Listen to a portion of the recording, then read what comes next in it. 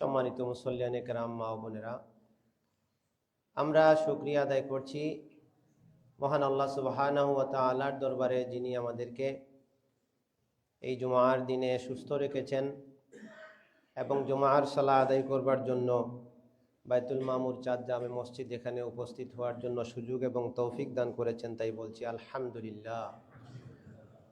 অসংখ্য অগণিত দুরুদ ও সালাম বর্ষিত হোক নবী মুহাম্মদুর রাসূলুল্লাহ সাল্লাল্লাহু আলাইহি ওয়াসাল্লামের প্রতি। আল্লাহুম্মা সাল্লি ওয়া সাল্লিম আলা নবিয়িনা মুহাম্মদ ওয়া আলা আলিহি ওয়া সাহবিহি ওয়া বারিক ওয়া সাল্লিম। আমরা আজকে কোরআন মজিদের সূরা আনআমের 126 আয়াত, সহিহ মুসলিমের একটা হাদিস, অধ্যায় নম্বর 41, হাদিস নম্বর 175, এইখান থেকে কিছু দ্বীনি বিষয়ে আলোচনা খুতবা শোনার চেষ্টা করব। আল্লাহ সুবহানাহু ওয়া তাআলা আমাদেরকে বলার এবং শুনে বুঝে আমল করার তৌফিক দান করুন, আমিন। মূল হাদিসে এবং আয়াতে যাওয়ার আগে যে জিনিসটা আমরা একটু বুঝবো সেটা হচ্ছে, আমরা যে জিনিসটা প্রতিনিয়ত লক্ষ্য করছি এবং আমরা সবাই এটা জানি যে মানুষ তো জান্নাতি হইতে চায়, মানুষ তো ভালো মানুষ হইতে চায়, মানুষ চায় দুনিয়া আখেরাতে সে সম্মানী হোক। কিন্তু বাস্তব ফিল্ডে যখন মানুষ কাজ করে তখন তার চাওয়ার বিপরীত হয়ে যায়। একজন মানুষ চায় সে 5 ওয়াক্ত তাকবীরে উলায় জামাতে সালাত আদায় করবে, যাদের ঈমান আছে এই আমলটা তারা করার জন্য আগ্রহ প্রকাশ করে। অনেক মানুষ আরো যারা একটু অ্যাডভান্স আছে, আল্লাহর মহব্বতের দিকে অগ্রসর আছে, তাদের মনে বাসনা থাকে যে আমি রাত্রে উঠে তাহাজ্জুদ পড়বো, আল্লাহর কাছে কান্নাকাটি করব, আমার গুনাহ মাফ করানোর আমি চেষ্টা করব, আমার পরিবারকে ভালো পথে রাখবো, আমার সন্তানদেরকে দ্বীন শিক্ষা দিব। এই চেষ্টাগুলোর, ইচ্ছাগুলোর কোনো অভাব নাই। আরো বড় একটা আশ্চর্যের ব্যাপার হচ্ছে, আমরা বর্তমান সময়ে যারা বড় হওয়ার পরে দ্বীন শিখেছি, এই কথাটা বেশি ইম্পর্টেন্ট এখনকার যে কথাগুলো বলছি। যারা আমরা ছোটকালে দ্বীন শিখতে পারিনি, বড় হওয়ার পরে দ্বীন শিখেছি, তখন অনেকের মনে এমনও বাসনা জাগে, আহারে যদি আবার শৈশবে ফিরে যেতে পারতাম। এটা কিন্তু একটা অভিজ্ঞতা এবং বাস্তবতার কথা বলছি। যেহেতু দাওয়াতের ময়দানে কাজ করি, অনেকের সাথে আমাদের কথা হয়, অনেকের সাথে আমাদের অন্তরের সম্পর্ক আছে। তো বড় হওয়ার পরে তারা দ্বীনের যে বুঝ পান, এটাকে আরো প্রসারিত করবার জন্য, দ্বীনের ইলম আরো শিখবার জন্য যে তাদের আগ্রহ তৈরি হয়, ব্যস্ততার কারণে সেটা হয়ে ওঠে না, তখন ইচ্ছে করেন যে ছোটকালে ফিরে যেতে পারলে আরো ভালো হতো। তো এই সব কিছু সত্ত্বেও আমাদেরকে আটকায় রাখছে কোন জিনিস, যে আমাদের ইচ্ছা সত্ত্বেও আমরা কেন আল্লাহর হুকুমে থাকতে পারছি না, কেন আমরা আল্লাহমুখী হয়ে আরো অগ্রসর হতে পারছি না। যেমন আল্লাহ বলেছেন, সারিউ ইলা মাগফিরাতিম মির রাব্বিকুম ওয়া জান্নাতিন আরদুহা কাআরদিস সামাওয়াতি ওয়াল আরদ। তোমরা দ্রুত অগ্রসর হও। দ্রুত, সারাতুন সুরউন বলা হয় মানে দৌড়ানো, তাড়াতাড়ি করা। আল্লাহ এটা কয়েক জায়গায় আমাদেরকে উৎসাহ দিয়েছেন যে তোমরা এমন জান্নাতের দিকে দ্রুত অগ্রসর হও যে জান্নাতের প্রশস্ততা হচ্ছে আসমান জমিনের পরিব্যাপ্তি সমান। দৈর্ঘ্যের হিসাব আর দিলাম না, সুবহানাল্লাহ। তোমরা দ্রুত অগ্রসর হও আল্লাহর ক্ষমার দিকে। তোমাদেরকে আল্লাহ মাফ করার জন্য প্রস্তুত, কিন্তু তোমরা ঘুমাইলে হবে না, বিছানায় পড়ে থাকলে হবে না, অলস হলে হবে না। তোমরা সারিউ, দ্রুত মাফ নেওয়ার জন্য অগ্রসর হও। আমরা টাকা দোকান আমি দিয়েছি, সাজাইছি, মালটাল আছে, ইনভেস্ট আছে, সব আছে, কিন্তু দোকান খুলি না, তাহলে আমার দোকানের মাল বিক্রি হবে? ওই আরেক দোকান থেকে কাস্টমার মাল নিয়ে যাবে। আমি যখন দোকান খুলবো, আমি যখন বিক্রি করব, তখন তো কাস্টমার আসবে। তো আল্লাহ বলছেন, ক্ষমার দোকান আমি খুলে রেখেছি, তোমরা শুধু আসবা আর ক্ষমা নিবা আমার থেকে। এই সবগুলোর অন্তরায় হচ্ছে হেদায়েতের অভাব। এতক্ষণে কি বললাম বা কি বুঝলাম আমরা? যে আমরা ভালো হতে চাই কিন্তু পারছি না, আমরা আরো আল্লাহমুখী হতে চাই কিন্তু পারছি না। এটার অভাবটা হচ্ছে হেদায়েতের অভাব। যার হেদায়েতের স্তর যত নিচে সে আল্লাহর দিকে তত দূরে এবং গুনার দিকে তত কাছে, আর যার হেদায়েতের স্তর যত উপরে সে আল্লাহর তত কাছে, জান্নাতের তত কাছে, আর শয়তান থেকে তত দূরে, জাহান্নাম থেকে তত দূরে। এই জন্য হেদায়েত এমন এক জিনিস, আশ্চর্য হওয়ার বিষয়। হয়তোবা এটা আমরা অনেকে বুঝে ফেলেছি, অথবা এখনো অনেকে বুঝিনি, যে হেদায়েত এমন এক জিনিস যেটা আমি যেদিন মুসলিম হব অথবা যেদিন আমি বালিগ হয়ে যাব, সেই দিন থেকে যদি আমি 1000 বছর হায়াত পাই, সেই দিন যেদিন আমি মৃত্যুবরণ করব, যদি আমি 10,000 বছর হায়াত পাই, সেই মৃত্যুর আগের দিন আমি যে সালাতটা আদায় করব, আমার জীবনের শেষ সালাত, সেই দিনও আমাকে আল্লাহর কাছে বলতে হবে, আল্লাহ তুমি আমাকে সিরাতে মুস্তাকিমের উপরে হেদায়েত দাও। এই দোয়া ছাড়া আমার শেষ সালাতটাও হবে না, জীবনের শুরুর সালাতটাও হবে না। এটা একটা অবাক করার বিষয়। একজন মানুষ, একটা বাচ্চা মুসলমান বালিগ হলো, 14-15 বছর বয়স হলো, বা সে মুসলমান হলো, এখন জোহরের সালাতের টাইম হয়ে গেছে, সে তাকে দাঁড়াই আল্লাহু আকবার বলে আল্লাহর সামনে বলতে হবে, ইহদিনাস সিরাতাল মুস্তাকিম, আল্লাহ আমাকে সিরাতে মুস্তাকিমের হেদায়েত দান করেন, সঠিক পথের হেদায়েত দেন, আপনাকে পাওয়ার রাস্তা আমাকে দেখায় দেন, জান্নাতের পথটা আমাকে আমার সামনে খুলে দেন। এই মানুষটা যদি কিয়ামতের সর্বশেষ যে ব্যক্তি মারা যাবে, শেষ মানুষ যদি হয়, এত লম্বা হায়াত পায়, তারপরেও যদি সে আগামী আসরের সময় মারা যায়, কথার কথা, তাহলে ওই আসরের সালাত পড়তেও তাকে বলতে হচ্ছে ইহদিনাস সিরাতাল মুস্তাকিম, আল্লাহ আমাকে সিরাতে মুস্তাকিমের হেদায়েত দেন। আমাদের নবী তাই করেছেন, যতদিন সালাত আদায় করেছেন এই দোয়াটা তিনি করেছেন।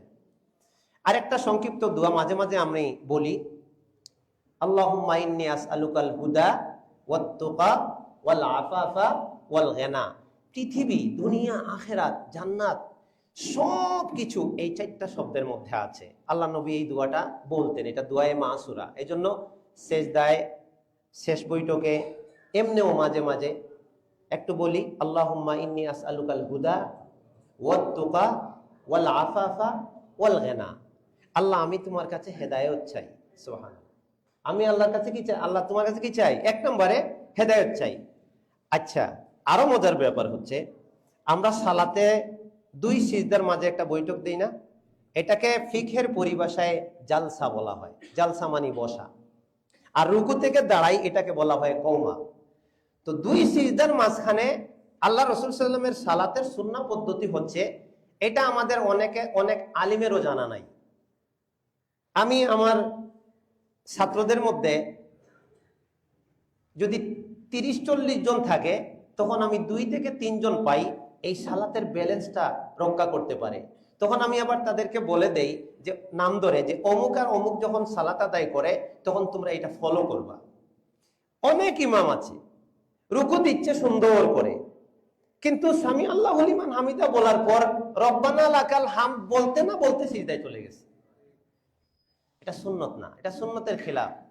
আল্লাহ রাসূল সাল্লাল্লাহু আলাইহি ওয়াসাল্লামের, এই যে মুসলিম আমার সামনে আমি নিয়েই আসছি, আল্লাহ রাসূল সাল্লাল্লাহু আলাইহি ওয়াসাল্লামের পদ্ধতি হচ্ছে কানা রুকুউহু ওয়া কিয়ামুহু মিনার রুকুই ওয়া সুজুদুহু ওয়াল জালসাতু বাইনাস সাজদাতি কারিবাম মিনাস সাওয়া।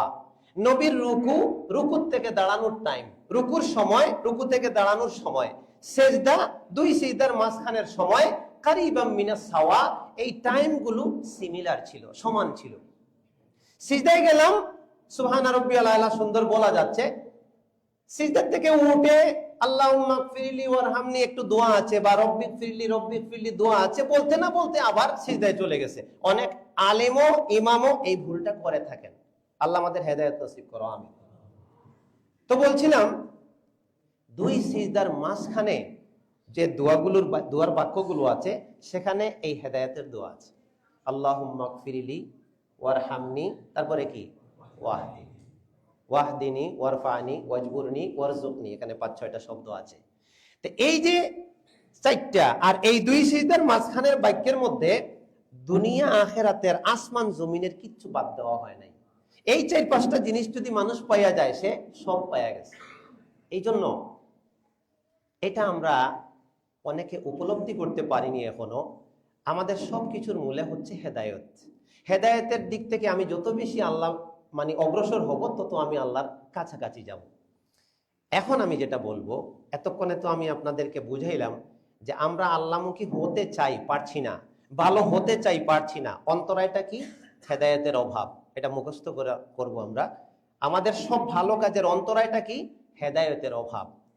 এখন একটা জিনিস বলবো, খুব মজা লাগবে।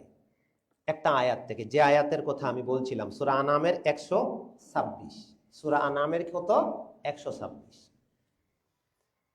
আমি হেদায়েত পাচ্ছি, পেতে যাচ্ছি, তখন আমি এটা বুঝবো কি করে যে আমাকে আল্লাহ হেদায়েতের দিকে নিয়ে যাচ্ছেন, আমাকে আল্লাহ তার নৈকট্যের দিকে নিয়ে যাচ্ছেন? এর একটা কমন আলামত আছে। বুঝাইতে পারছি কথা? একটা কমন আলামত আছে, এর একটা চিহ্ন আছে, এর একটা লক্ষণ আছে। এই আয়াতে আল্লাহ সেটা বলেছেন। আমি এবার আয়াত পড়ি, শব্দগুলো একটু খেয়াল করি।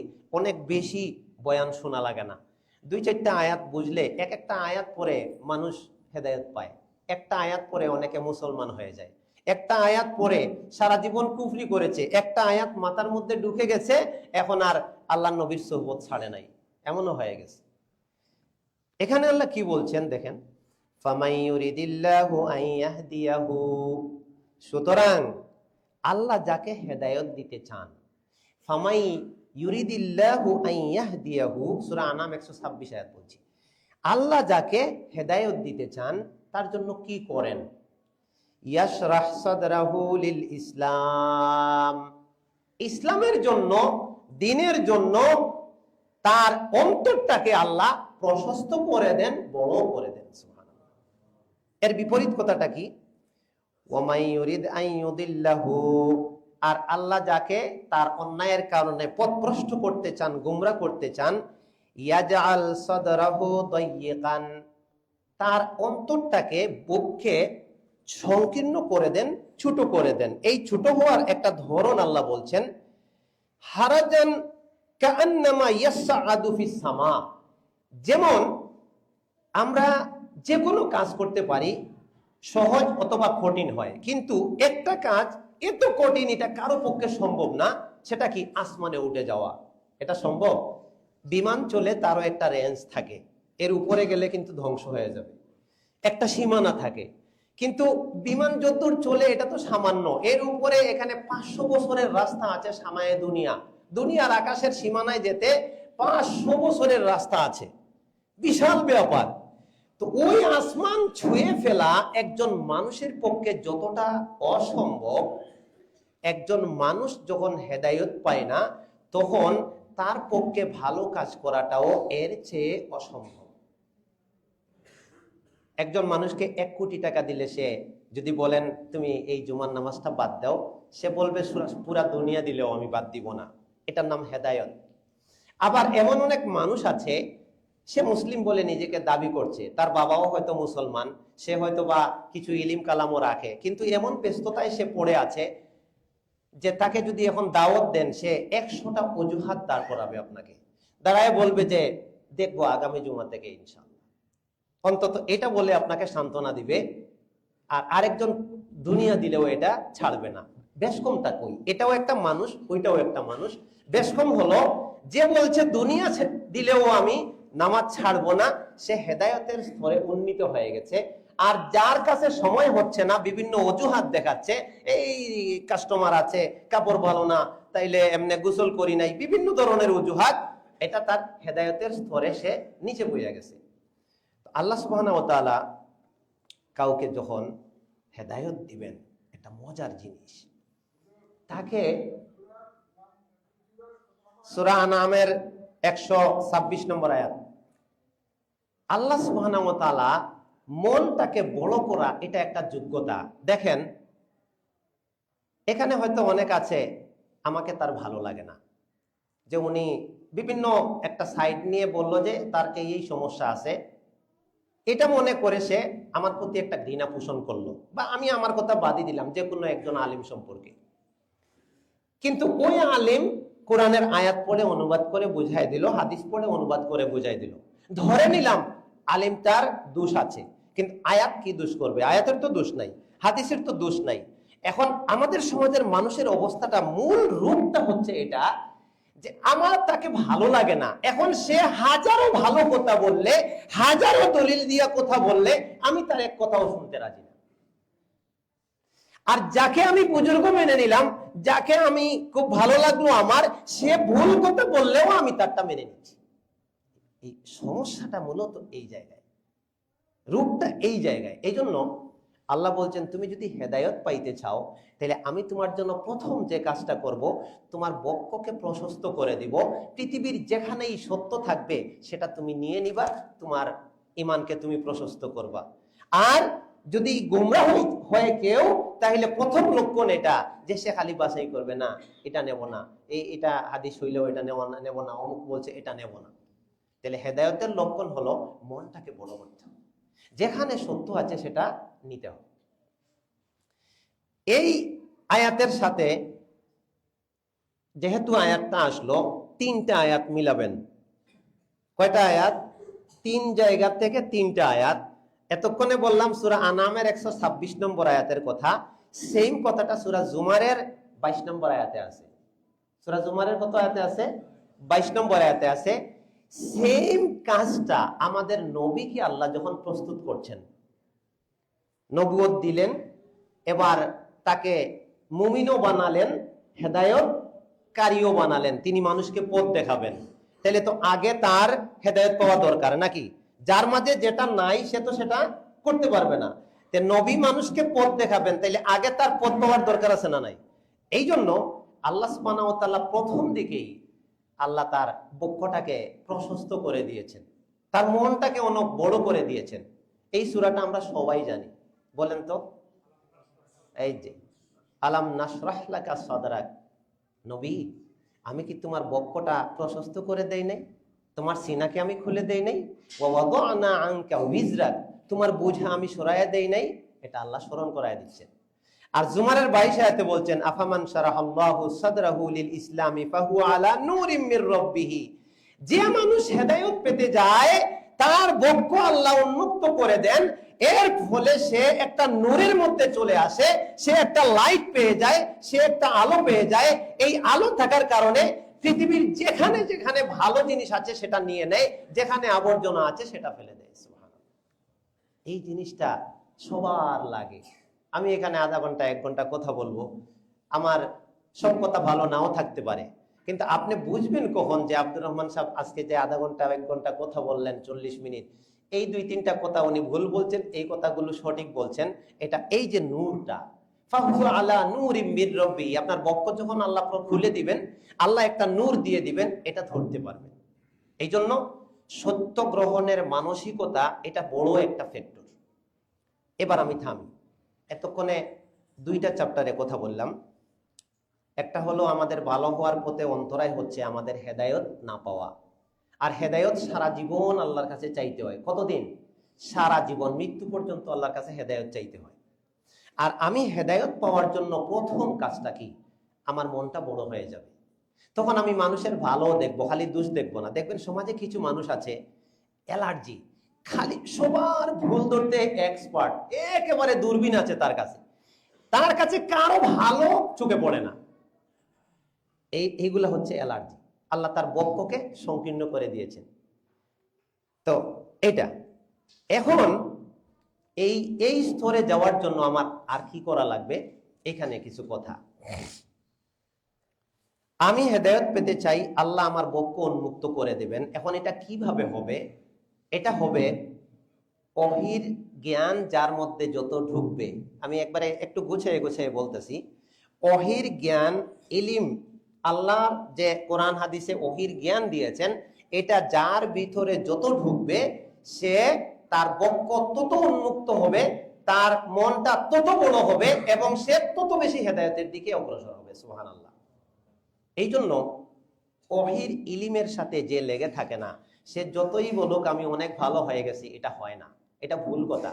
ওহীর ইলিমের সাথে লেগে থাকতে হয়। এবার আমি 2টা আয়াতের কথা বলছি। তাহলে এতক্ষণে সূরা জুমারের 22, সূরা আনামের 126 এবং সূরা আলাম নাশরাহ। এখানে আল্লাহ আমাদের কি বুঝাইলেন? হেদায়েত পাইতে হইলে মনটা বড় করো। বুঝে ধরছে?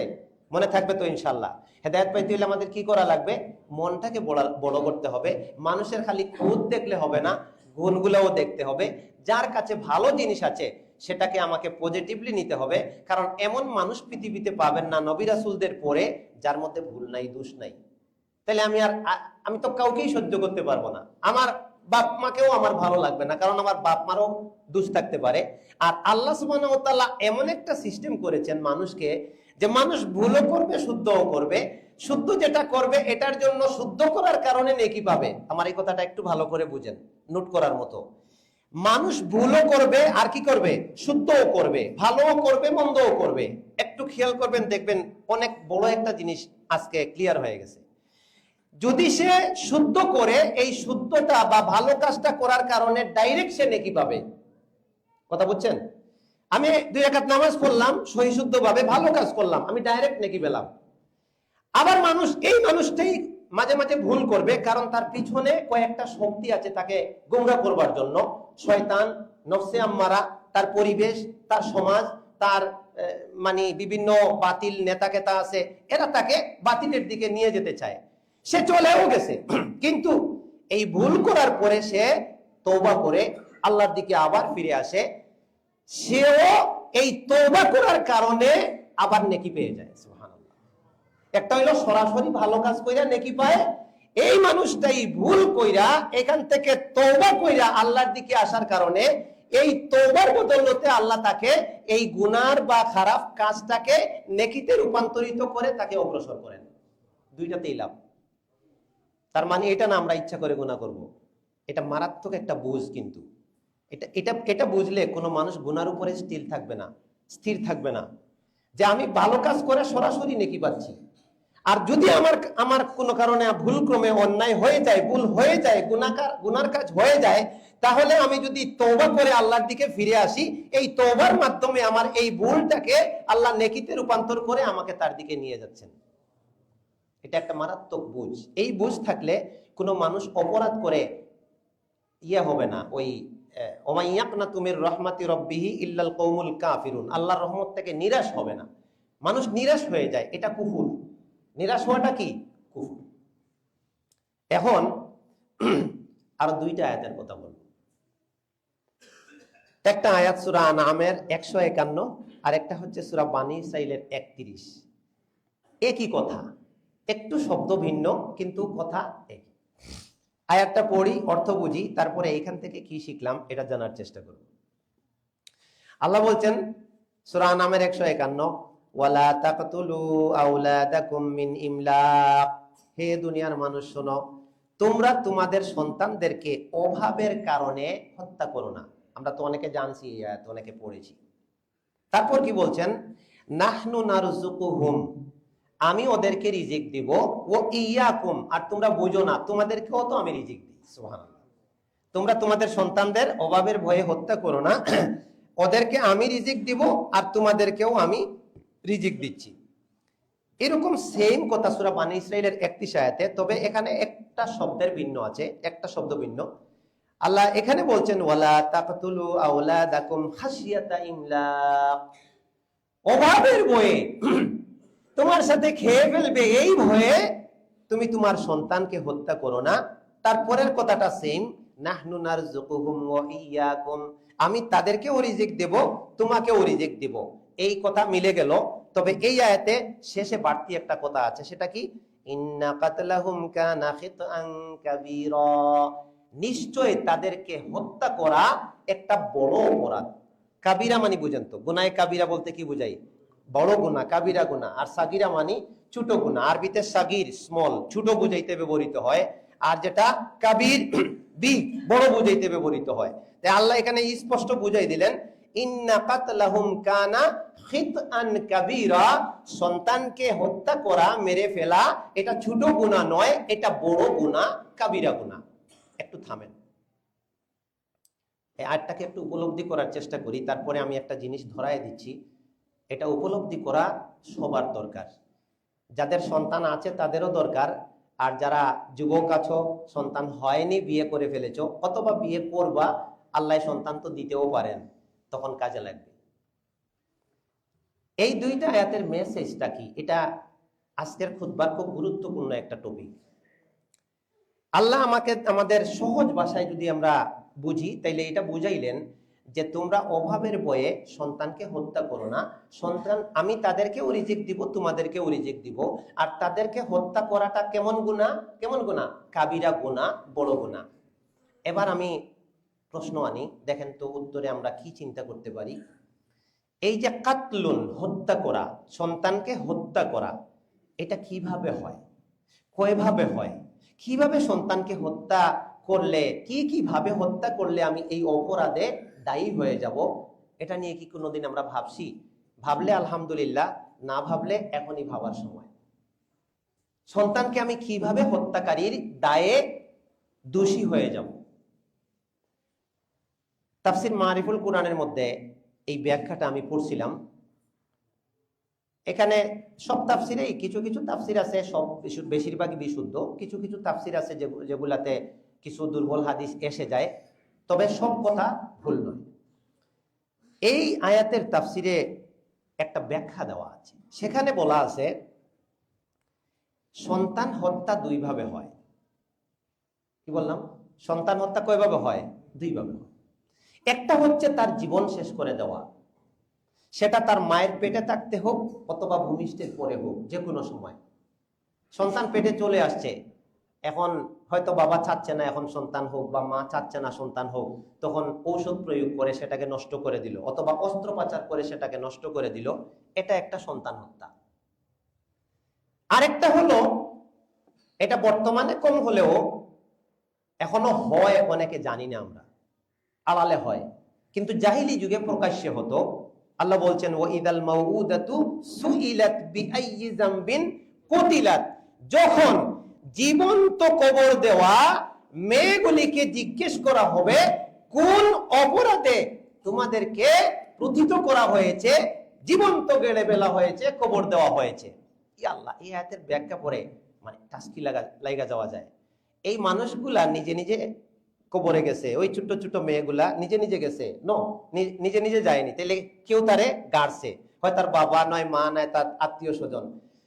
আল্লাহ তো প্রশ্ন করার কথা ওদেরকে, এই বাবা, তোমার না এই মেয়েটা আমি তোমার ঘরে দিয়েছিলাম, তুমি ওরে জীবন্ত কবর দিলা কেন? লজিক এরকমই তো। তার যে তারে গাড়ছে তারে জিজ্ঞেস করবেন। দেখেন আয়াতের কোথাও এটা, এই দুই তিন জায়গায় এই ঘটনাটা আছে, সূরা নাহলেও আছে। এখন আল্লাহ ওই লোকগুলির সাথে কথা বলছেন না, আল্লাহ যাদেরকে জীবন্ত কবর দেওয়া হয়েছে মেয়েগুলো, ওদেরকে বলছেন আচ্ছা বলো তো তোমাদের অপরাধটা কি ছিল, কোন অপরাধে তোমাদেরকে গেড়ে ফেলা হয়েছে। ওরা কি বলবে? ওরা তো ছোট ছিল, কিছুই জানে না।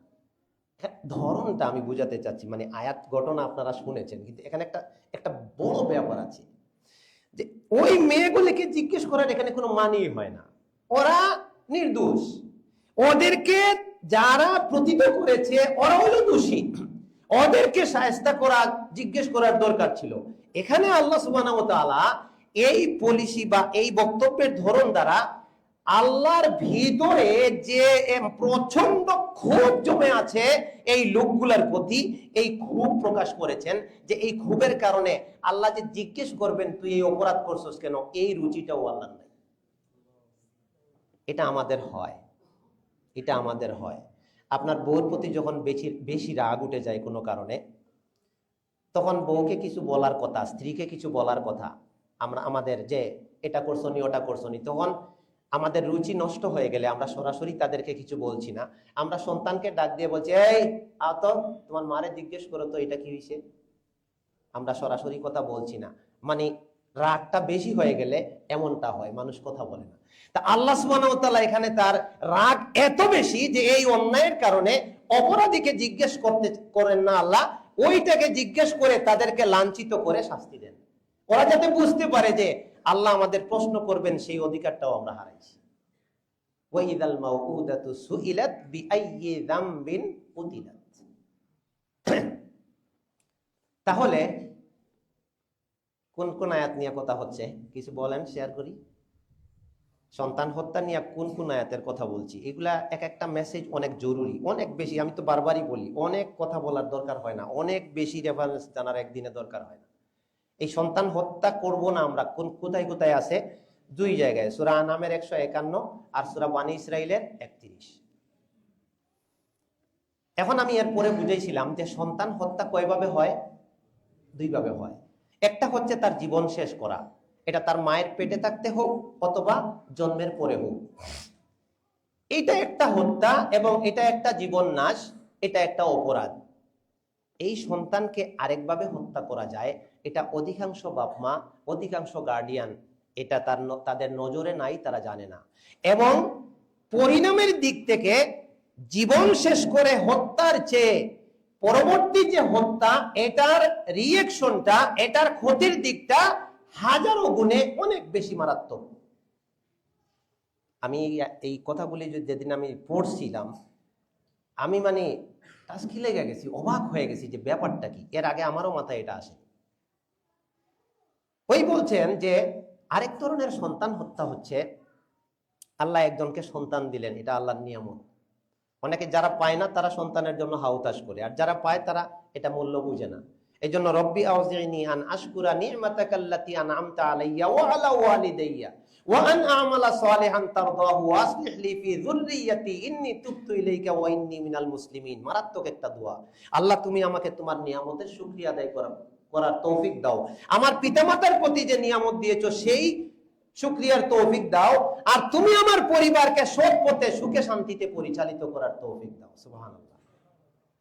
একটা সন্তান পাওয়ার পরে যখন তার দিন শিক্ষা, আল্লাহকে চিনার বয়স হয়, কোরআন পড়ার বয়স হয়, ইলম বা জ্ঞান অর্জনের বয়স হয়, যে জ্ঞান অর্জন করলে সে তার এক নম্বরে রবকে চিনবে, সে তার বাপ মা কি জিনিস, তাদের গুরুত্ব কতটুকু সেটা চিনবে, এই দুনিয়াতে আসার পর তার দায়িত্ব কি সেটা সে শিখবে, শিখে একটা ইসলামী জীবন সে গঠন করবে। এই শিক্ষাটা, এই আদবটা, এই পরিবেশটা যে বাপ মা দিতে ব্যর্থ হন, তারা পরোক্ষভাবে এই সন্তানটাকে হত্যা করেন। একেবারে স্পষ্টভাবে লেখা আছে। এটা হলো প্রত্যক্ষ হত্যা, জবাই করে ফেললাম। আর এটা হচ্ছে আমি তাকে জবাই করছি না ডাইরেক্ট, আমি ছুরিও নিচ্ছি না, চাকুও নিচ্ছি না, তার উপরে গুলিও করছি না, কিন্তু তাকে আমি শয়তানের রাস্তায় তুলে দিয়ে পরোক্ষভাবে হত্যা করে ফেললাম। আর এই হত্যার রিয়েকশনটা হচ্ছে, ছোটকালে তাকে হত্যা করলে সে জাহান্নামী হতো না, আর বড় হইয়া তারে দিন শিক্ষা না দিয়া যে হত্যাটা আমি করেছি সেও জাহান্নামে যাচ্ছে, আর তার রিয়েকশনটা অনেক সময় বাপ মার উপরেও আসতেছে। এই জিনিসটা অনেক মারাত্মক একটা বড় ব্যাপার। এই জন্য সন্তান, ওই যে আমাদের একজন শায়েখ আছেন, তিনি মাঝে মাঝে একটা কথা বলেন, যদিও তার কথার মধ্যে একটু ভঙ্গিমা আছে, কেউ ভালো পায় কেউ মন্দ পায়। তিনি একটা কথা বলেন যে জন্ম দিলেই বাপ হওয়া যায় না, বিয়ে করলেই স্বামী হওয়া যায় না। স্বামী হওয়ার জন্য ক্ষমতা লাগে, বাপ মা হওয়ার জন্য ক্ষমতা লাগে। যে তার স্ত্রীকে দেখতেছে অন্যায়ের মধ্যে আছে, কিন্তু স্ত্রীকে কন্ট্রোল করতে পারছে না, দেখতেছে তার চোখের সামনে তার ছেলে মেয়ে অন্যায়ের পথে আছে, কন্ট্রোল করতে পারছে না, বলেন যে উনি আসলে কাপুরুষের সন্তান, কাপুরুষ, এইভাবে বলেন। এটা শুনতে খারাপ লাগলেও আসলে বাস্তব এটাই। এই জন্য এই আয়াত থেকে এটা আবার বোঝার কোনো সুযোগ নাই যে আমরা আমাদের সন্তানকে ডাক্তারি পড়াবো না। তো ডাক্তারি না পড়াইলে চিকিৎসা করবে কে? হাসপাতালগুলো কি ডাক্তার ছাড়া চলবে? একদিনও তো চলবে না, রোগী মারা যাবে। এই ইঞ্জিনিয়ার না থাকলে এই বিল্ডিং গুলো তৈরি হবে কেমনে? আর বিল্ডিং না থাকলে মানুষ বসবাস করবে কেমনে? কেউই যদি পাইলট না হয়, বিমান চালানো না শিখে, তাহলে মানুষ বিদেশ যাবে কিভাবে? ওই আদিম যুগে তো আর এখন ফিরে যাওয়ার কল্পনাও মানুষ করে না, এখন তো প্রযুক্তি অনেক অ্যাডভান্স। তাহলে সমন্বয়টা কিভাবে? এটা একটা বড় টপিক নিয়ে আজকে কথা বললাম, সমন্বয়টা কিভাবে এবার আমি বুঝিয়ে দিই। ওই যেটা দিয়ে শুরু করছিলাম সেখানে ফিরে যাচ্ছি। একটা সন্তানের বয়স যখন 5 থেকে 7-এ পড়ে, কি বললাম, 5 থেকে 7-এ পড়ে, তখন তাকে যে জিনিসটা করতে হবে, যত শিক্ষা থাক, একটা শিক্ষা বাধ্যতামূলক করতে হবে, সে কোরআনের সহি তিলাওয়াত শিখবে ওই সময়তে। আপনি স্কুলে পড়ান, ইংলিশ মিডিয়ামে পড়ান, বাংলা মিডিয়ামে পড়ান, আপনার বিদেশি স্কুলে পড়ান, সমস্যা নাই। যদি সে কুফরি না শিখে, শিরিক না শিখে, বেদাত না শিখে, কোনো সমস্যা নাই। কিন্তু ওই সময়তে প্রতিষ্ঠানে যেখানে আমি দিছি তারে, প্রতিষ্ঠান যদি তাকে এই দায়িত্ব নিয়ে নেয় যে তাকে কোরআনের তিলাওয়াত শিখাবে, নামাজের সালাতের মাসলা মাসাইল শিখাবে, তার আকীদা অল্প অল্প করে শিখাবে, আলহামদুলিল্লাহ। আর আমাদের এটা দুর্ভাগ্য যে আমাদের আশপাশে এরকম প্রতিষ্ঠান খুব কম, যে সব দিক থেকে একটা বাচ্চাকে স্কয়ার করে গড়ে তুলবে। এটা আমিও ভুক্তভোগী। আমি আগে শিক্ষকতা করতাম, পরে আমার সন্তানকে আমি 3 মাদ্রাসায় ভর্তি করাইয়া দেখি আমি যেটা চাই সেটা হয় না। পরে আমি আল্লাহর কাছে বলছিলাম, আল্লাহ আমারে মাদ্রাসা করার তৌফিক দিও। এরপর থেকে আমি নিজে মাদ্রাসা বানাই। তো এটা হচ্ছে, যদি প্রতিষ্ঠান ওরকম পাইয়া যান আলহামদুলিল্লাহ, যে সব শিখাচ্ছে, অঙ্ক, বাংলা, ইংরেজি সব শিখাচ্ছে, আবার কোরআনের তিলাওয়াতটাও শুদ্ধ করে শিখাচ্ছে, আলহামদুলিল্লাহ। আর যদি সেটা না হয়, আমি বলছি না আপনার স্কুল থেকে ভর্তি সরাইয়া নিয়ে আসেন, হিফজখানায় শুধু দিয়া দেন, আমি এটা বলছি না। প্রাইভেট হোক, বাড়িতে হোক, টাকা দিয়া হোক, টাকা চালা হোক, এনিওয়ে এটা নিশ্চিত করতে হবে যে 5, 6, 7 বছরের মধ্যে আমার বাচ্চা কোরআনের রিডিং তিলাওয়াত শুদ্ধ করে শিখবে। এই সময়তে তাকে পুরা কোরআনের হাফিজ যদি কেউ হয়, হিফজখানায় পড়ে, আলহামদুলিল্লাহ, ভালো কথা। অনেকের মাথায় হিফজ ধরে না, কিন্তু অন্তত 30 নম্বর পারাটা এবং বিশেষ বিশেষ কিছু আয়াত, আয়াতুল কুরসি, সূরা বাকারা শেষ 2টা আয়াত, হ্যাঁ, তারপরে আপনার এই যে আয়াতগুলা আমলের মধ্যে আসে, সূরা মুলক, সূরা সেজদা, যেটা ফজরের সালাতে পড়া হয়, এই যে বিশেষ বিশেষ আয়াত এবং সূরাগুলি, এটা নিশ্চিত করতে হবে তাকে ভাত খাওয়াইয়া, চিকিৎসা করাইয়া সুস্থ রাখার যে দায়িত্বটা আমরা নেই, এর চেয়ে বেশি দায়িত্ব নিতে হবে যে তাকে ন্যূনতম কোরআনের আয়াত মুখস্থ করাইতে হবে। আর যারা এটা মিস করেছেন, আপনাদের মনে অনেক আক্ষেপ আছে। কোনো সময় বাপ মার প্রতি রাগ জাগে, কোনো সময় প্রতিষ্ঠানের প্রতি রাগ জাগে, কোনো সময় নিজের প্রতি ধিক্কার আসে। আমি এটা মন থেকে বলছি, আপনাদেরকে কষ্ট দেওয়ার জন্য না। কারণ অনেকে আমাকে শুনছেন, অনেকে আমাদের সাথে একবারে ফ্রি মিশন কথা বলেন। ওই যে শুরু করছিলাম যে অনেকে বড় হয়ে যারা দিনের পথে আসছেন, কোরআনটা শুদ্ধ হয়নি, তেমন মাসলা মাসাইলও জানা হয়নি, কিন্তু এখন অনেক কষ্ট হচ্ছে একটা আয়াত মুখস্থ করতে। ছোটকালে 10 বার পড়লে হয়ে যেত, এখন 20 বার, 30 বার, আধা ঘন্টা পড়লেও হচ্ছে না। তখন আক্ষেপ জাগে, যদি শৈশবে চলে যেতে পারতাম। তো সেই আক্ষেপটা যেন আমাদের বাচ্চাদের উপরে না আসে, এটা আমার অনুরোধ। এটা ছাড়া উপায় নাই, এটা নিশ্চিত করতেই হবে। আবু দাউদের হাদিস, মুরু সিবিয়ানাকুম বিসসালা ওয়া হুম আবনাউ 7 সিনিন। এই 7 বছরেই তাকে সালাতের সমস্ত দোয়া কালাম শিখাই দিতে হবে, নিয়ম শিখাই দিতে হবে। আশ্চর্যের ব্যাপার, 12, 14 বছর, 15 বছর হয়ে গেছে, সে 2 রাকাত সালাত পড়ানোর যোগ্যতা রাখে না। স্কুলে, আচ্ছা বলেন তো, স্কুল ভার্সিটিতে পড়লে ইমামতি করানো না জায়েজ? এটা আমাদের দেশের কালচার। আমাদের দেশে যদি কারো মাথায় টুপি না থাকে, তাইলে একেবারে ওর কিরাত শুদ্ধ, ও নামাজের মাসলা মাসাইল জানে, হয়তো অফিসে কাজে কর্মে গেছে, মাথায় টুপি নাই, এখন পিছনে সব জাহিল, ওরে দিয়ে ইমামতি করাবে না। এটা আমাদের দেশের কালচার, এটা ইসলামের কালচার না। ইমামতি করার জন্য টুপি এটা কোনো ফ্যাক্ট না, এটা জাস্ট লেবাস, একটা পোশাক। এটা জিনাত ধরে নিলাম, সৌন্দর্য, ভালো, কিন্তু এটা ছাড়া কেউ ইমামতি করলে সালাতের নেকি কমে যাবে, সালাতের একটু ভুল হয়ে যাবে, এটা সম্পূর্ণ ভুল ধারণা। বিদেশ বাড়ি অনেকে ঘুরেন, দেখবেন এই 4-5 জন পুলিশ, আপনার শু আছে পরা, মোজা আছে পরা, আপনার যে পোশাক আছে, মাথায় টুপি নাই, এই যে 3 জন দাঁড়াইছে, পিছনে একজন আল্লাহু আকবার একামত দিয়া জামাতে দাঁড়ায় গেছে, ওরা জুতা পরে সালাত আদায় করতেছে। মানুষ চিন্তা করবে অনেকে, হাই হাই, জুতা পরে সালাত অসম্ভব, কাফির ফতোয়া দিয়ে দিবে কতক্ষণ পরে, ইসলাম থেকে খারিজ হয়ে গেছে। এই সমস্যা। এই জন্য একটু সংক্ষিপ্ত সিলেবাস, আমি বছর শুরু হলে এই জাতীয় কিছু কথা আপনাদেরকে টিপস দেই, মাঝে মাঝে একটু রিভিশন করায় দেই। 1 নম্বর সিলেবাস, তাকে কোরআনের সহি তিলাওয়াত নিশ্চিত করতেই হবে। বিশেষ বিশেষ সূরা এবং আয়াত এবং 30 নম্বর পারাটা চেষ্টা করবেন বাড়িতে মুখস্থ করায় দিতে, আর প্রতিষ্ঠানে দিলে তো আর কোনো কথা নাই। 2 নম্বর হচ্ছে ছোট্ট অনেক বই এখন বাইরে হয়ে গেছে, আকীদার উপরে একটা বই, একটা একটা মাসলা করে তাকে পড়াইতে হবে অল্প অল্প করে। তার রব কোথায় থাকেন, রবের সাথে তার সম্পর্ক কি, লা ইলাহা ইল্লাল্লাহর মানে কি, নবীকে আমরা কিভাবে বিশ্বাস করব, নবীকে আল্লাহ কি দিয়ে সৃষ্টি করলেন, এই যে জিনিসগুলো আছে এগুলা, কবর কি, কিয়ামত কি, হাসর কি, পুনরুত্থান কি, ফেরেশতা কারা, কি দিয়ে আল্লাহ তাদেরকে তৈরি করলেন, তাদেরকে কিভাবে তাদের প্রতি আমরা ঈমান আনবো। ওই যে আমি একটা ছোটদের আকীদা ও আখলাক একটা বই করছিলাম, এই জাতীয়, আমি বলছি না আমারটা পড়ান, আমি এটা বলছি না, এই জাতীয় একটা বিশুদ্ধ বই আপনি নিজে পড়েন, একটা একটা করে আপনার বাচ্চারে, ছেলেরে, মেয়েরে এক একদিন এক একটা প্রশ্ন আকারে তালিম করেন, হয়ে যায়। আর একটা মাসআলার বই। তবে ছোটদেরকে মাসআলা শেখানোর ক্ষেত্রে এটা খুব জরুরি।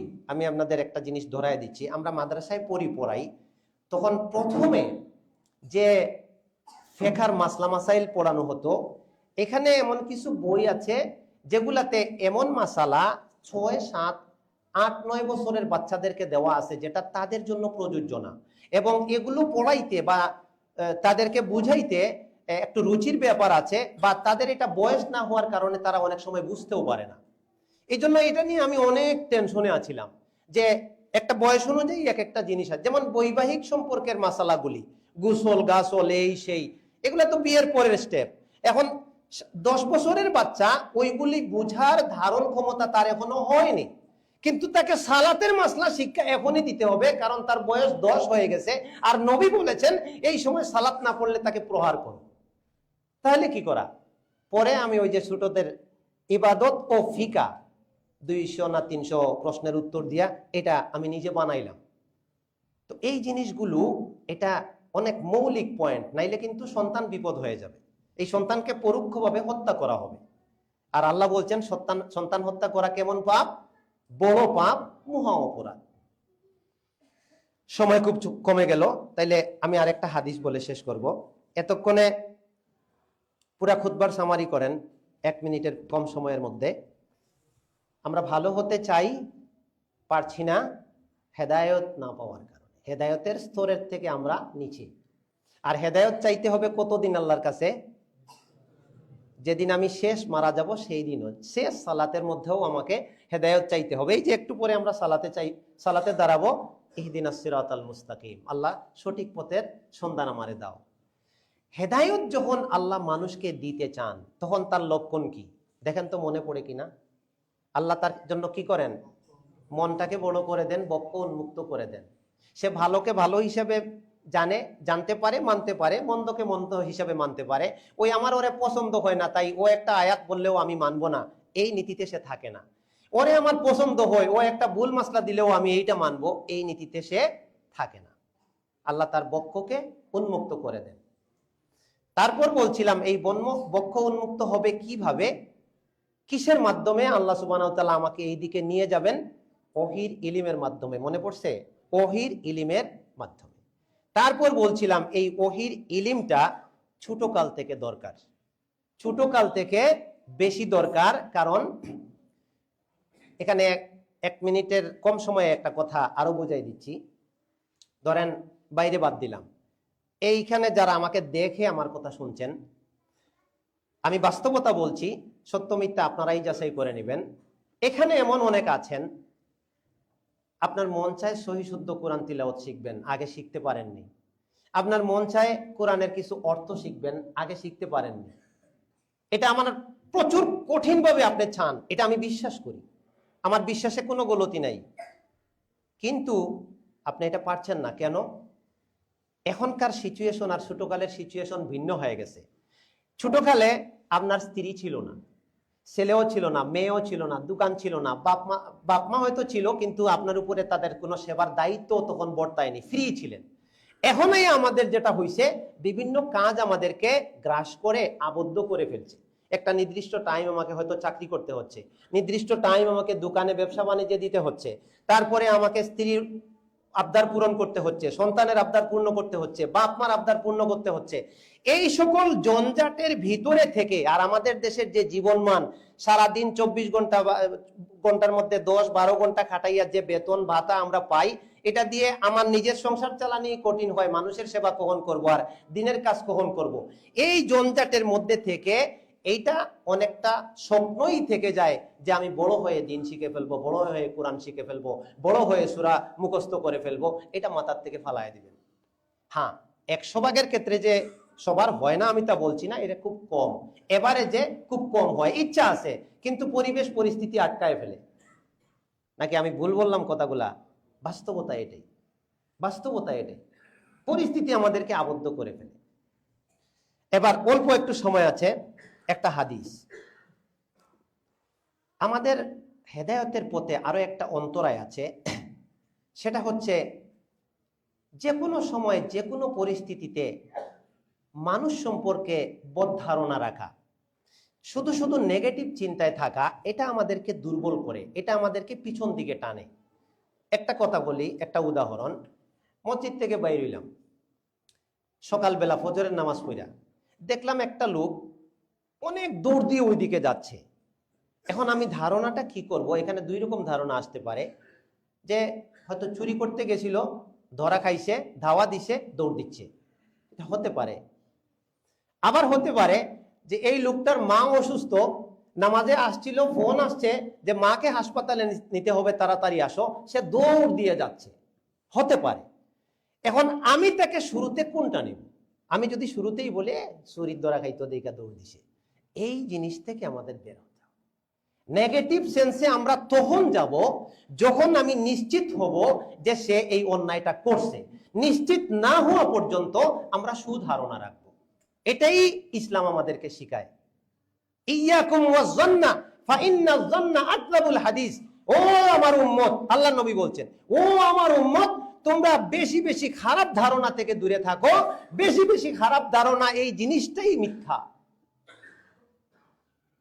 কোরআনে ও সূরা হুজরাতের মধ্যে আল্লাহ বলছেন, ইন্নাজ যন্না ইন্না বা'দাজ যন্নি ইসমুন ইয়াকুম ওয়াজ-যন্না ইন্না বা'দাজ যন্নি ইসমুন। কত খারাপ ধারণা নিজেই গুনাহ। এই জিনিসটা আমাদেরকে অনেক পিছন দিকে টানে। এটা আমি পরিস্থিতি দেখে বাস্তবতার কথা বললাম। এবার একটা হাদিস শোনাচ্ছি সহিহ মুসলিম থেকে। আমি অনুরোধ করব বুখারীর আর মুসলিমের এই প্রথম খণ্ডগুলো পড়বেন, এগুলাতে ঈমানের অধ্যায়, এগুলা খুব দরকারি। আমরা তো মনে করে 99 ভাগ মানুষ মনে করে আমি লা ইলাহা ইল্লাল্লাহ পড়ছি মুসলমান হয়ে গেছি, কিন্তু আমলগুলো ও যে লা ইলাহা ইল্লাল্লাহর সাথে আসে, অনেক গুনাহ আছে, এটা ঈমানের সাথে যায় না, এটা মানুষ জানে না। এই যে একটা হাদিস বের করে রাখছিলাম, সময় তার কুলাবে না। এই হাদিসের মধ্যে বলছেন, দেখেন তো, কোনদিন মানুষ কল্পনা করবে, আল্লাহ সুবহানাহু ওয়া তাআলা বলছেন সালাসাতুন, 3 শ্রেণীর মানুষ আছে, লা ইউকাল্লিমুহুমুল্লাহু ইয়াউমাল কিয়ামা, কিয়ামতের দিন আল্লাহ তাদের সাথে কথা বলবেন না। 1 নাম্বার তাদের পরিণাম। ওয়ালা ইয়ানজুরু ইলাইহিম, 2 নাম্বার হচ্ছে তাদের দিকে তাকাবেন না। 3 নাম্বার পরিণাম ওয়ালা ইউজাক্কিহিম, তাদেরকে পবিত্র করবেন না। 4 নাম্বার পরিণাম ওয়ালাহুম আযাবুন আলিম, তাদের জন্য যন্ত্রণাদায়ক শাস্তি রয়েছে। এই 4টা অপরাধে মানে বিপদে তারা পড়বে। আল্লাহর নবী এইটা 3 বার পড়লেন। এরপরে আবু যর বললেন, খাবু ওয়া খাসিরু মানহুম ইয়া রাসূলুল্লাহ, আল্লাহর নবী এই বিপদে যে পড়ছে সে তো শেষ, এবার বলেন তো সে কে? এইখানে যাদের নাম আসে মানুষ মনে করবে মারাত্মক কোনো অপরাধী, আমরা এটাকে মারাত্মক অপরাধ মনেই করি না, একবারে হালকা জিনিসের নাম। আশ্চর্য হয়ে যাবেন যে এত বড় পরিণাম এই কাজের বিনিময়ে চিন্তাও করেনি মানুষ। কি কি? 1 নাম্বার আল মুবসিলু, টাকনুর নিচে কাপড় পরে। কোনদিন চিন্তা করতে পারে মানুষ? ওহো মানুষ টাকনুর নিচে কাপড় পরে, এটাকে কিছুই মনে করে না, আর পরিণামটা কি? তারপরে ওয়াল মান্নান, উপকার করে খোঁটা দেয়। চিন্তা করছে কোনদিন মানুষ যে এই কারণে এত বড় পরিণাম? ওয়াল মুনফিকু সিলআতাহু বিল হালিফিল কাযিবি, মিথ্যা কথা বলে একটা পণ্য বিক্রি করে দিল। কল্পনা করছে মানুষ কোনদিন? তো শেষ হাদিস যেটা, 2-3 মিনিট সময় আছে, শেষ করে দেব। এটা হচ্ছে 41 নম্বর অধ্যায়ে, সাহাবীর নাম মিকদাদ, মুসলিমের এটা হাদিস নাম্বার 175। মিকদাদ রাদিয়াল্লাহু তাআলা আনহু বলছেন, ক্বালা ইয়া রাসূলুল্লাহ, হে আল্লাহর নবী, এটা আজকের শেষ হাদিস। আরা আইতা ইন লাকিতু রাজুলান মিনাল কুফফার, আপনি আমাকে একটা ফতোয়া দেন, মাসালা জিজ্ঞেস করছেন। মাসালা কি? যে আমি যদি কাফিরদের কোনো ব্যক্তিকে যুদ্ধের ময়দানে হত্যা করি, তাহলে আপনি কি মনে করেন আমি যদি তাকে মারি, ফাকাতালানি ফাদারাবা ইহদা ইয়াদাইয়া বিসাইফি ফাকাতাআহা, যুদ্ধের মুখোমুখি হয়েছি আমি আর কাফির, আমি তার লগে মারামারিতে লিপ্ত হয়েছি, এখন সে কি করলো, আমার হাতে মেরে আমার এক হাত শেষ করে দিয়েছে, আমার একটা হাত একবারে নাই। সুম্মা লাজা মিন্নি বেশাজারাতিন, এরপরে সে একটা আমার থেকে রক্ষা পাওয়ার জন্য একটা গাছের আড়ালে চলে গেছে। ওখানে যাওয়ার পরে আমি তাকে হত্যা করতে গেলাম, সে বলতেছে আসলামতু লিল্লাহ, আমি আল্লাহর জন্য ইসলাম কবুল করে ফেলেছি। এবার তিনি বলছেন আফা আক্তুলুহু ইয়া রাসূলুল্লাহ, সে যে ইসলামের বিপক্ষে যুদ্ধে আসলো, আমি ইসলামের পক্ষে যুদ্ধ করতেছি, আমার হাতটাও সে শেষ করে দিল, এবার গাছের আড়ালে গিয়ে বলতেছে লা ইলাহা ইল্লাল্লাহ, আমি ইসলাম কবুল করেছি আল্লাহর জন্য, আফা আক্তুলুহু, আমি কি তাকে হত্যা করব? কালা রাসূলুল্লাহ সাল্লাল্লাহু আলাইহি ওয়াসাল্লাম লা তাকতুলহু, তুমি তাকে হত্যা করো না। পরের কথা আরো কঠিন, তিনি বলছেন তুমি যদি তাকে হত্যা, তিনি আবার বলছেন যে দেখেন ও কুফরির পক্ষে যুদ্ধ করতে আসছে, ইসলামের বিপক্ষে আসছে, আমাকে মারছে, আমার হাত পর্যন্ত শেষ হয়ে গেছে আপনি দেখতেছেন, এরপরেও আমি তাকে হত্যা করতে পারবো না? আবার বলছেন লা তাকতুলহু, তুমি তাকে হত্যা করো না। যদি এই অবস্থায় ঈমান আনার পরেও, ঘোষণা দেওয়ার পরেও তাকে হত্যা করো, তাইলে তার জায়গায় তুমি চলে যাবা আর তোমার জায়গায় সে চলে আসবে। এই হাদিসটা কি শেখায় আমাদেরকে? খালি যে মানুষের পিছনে গুতাগুতি, খালি মানুষের দোষ খুঁজে খুঁজে বের করা, মানুষ সম্পর্কে নেগেটিভ ধারণা, কারো ইমানে হাত দেওয়া এত সহজ না। আমাদের দেশে তো কাফির ফতোয়া দেওয়ার ডিলার আছে, ডিলারি নিয়ে বসে, একটা কিছু বলছে, হেতে কাফির, তার 14 গোষ্ঠী কাফির, হেতে মুশরিক হয়ে গেছে, হেতে এটা হেতে এটা হেতে এটা, এইভাবে খালি এই যে একটা বিদ্বেষ তৈরি করা। মানুষের ইমানে এত সহজে হাত দেওয়া যায় না। কার ভিতরে কি আছে এটা আমরা কেউ জানি না। হয়তো তার কিছু কাজ খারাপ, কিন্তু সে হয়তো রাত্রে তওবা করে আমার থেকে আল্লাহর কাছে প্রিয় হয়ে যেতে পারে। তো এই হলো মোটামুটি আজকের খুতবার সারাংশ, যে আমাদের সবচেয়ে বেশি দরকার হচ্ছে হেদায়েত। কি সবচেয়ে বেশি দরকার? হেদায়েত। ইহদিনাস সিরাতাল মুস্তাকিম আমরা কোরআন থেকে বলছি, সিজদার মধ্যেও বলছি, 2 সিজদার মাঝখানে রব্বি আল্লাহুম্মা গফিরলি ওয়ারহামনি ওয়াহদিনি, আর ওই দোয়াটা বাদ দিবেন না, দিনে অন্তত 1-2 বার আল্লাহুম্মা ইন্নী আসআলুকাল হুদা ওয়াত তুকা ওয়াল আফাফা ওয়াল গিনা। তারপর কি করা লাগবে? ওহির সাথে থাকতে হবে। আর ওহির জ্ঞান সুইটবল সময় কোনটা? বুড়া হওয়ার পরে না ছোটকালে? এটা বুঝতে পারছি তো এখন। আর যদি ছোটকালে বাচ্চারে মানে এটা শিক্ষা না দেই, তাহলে প্রত্যক্ষভাবে নয় পরোক্ষভাবে তাকে কি করা হবে? হত্যা করা হবে। এই হত্যার অপরাধ তার থেকে আমার উপরে এসে যাচ্ছে। আর সবকিছুর জন্য হলো আমাদের বক্ষটাকে, মনটাকে প্রশস্ত রাখতে হবে, খারাপ ধারণা, শুধু খারাপ ধারণা থেকে, শুধু প্রতিশোধের স্পৃহা থেকে বিরত হতে হবে। যারা শুধু প্রতিশোধ নেওয়ার চিন্তা করে খারাপ ধারণায় থাকে, এরা ভালো কিছু করতে পারে না। উদার হতে হয়, ক্ষমার নীতি অবলম্বন করতে হয়, কাজের মধ্যে সময় দিতে হয়। আল্লাহ আমাদের বুঝদান করুন, আমিন। আল্লাহ তুমি আমাদেরকে হেদায়েত নসিব করো, আমিন। আল্লাহ আমাদের সন্তানদেরকে দ্বীনের উপরে চলার তৌফিক দান করো, আমিন। সুবহানাকাল্লাহুম্মা ওয়া বিহামদিক, আশহাদু আল্লা ইলাহা ইল্লা আনতা আস্তাগফিরুকা।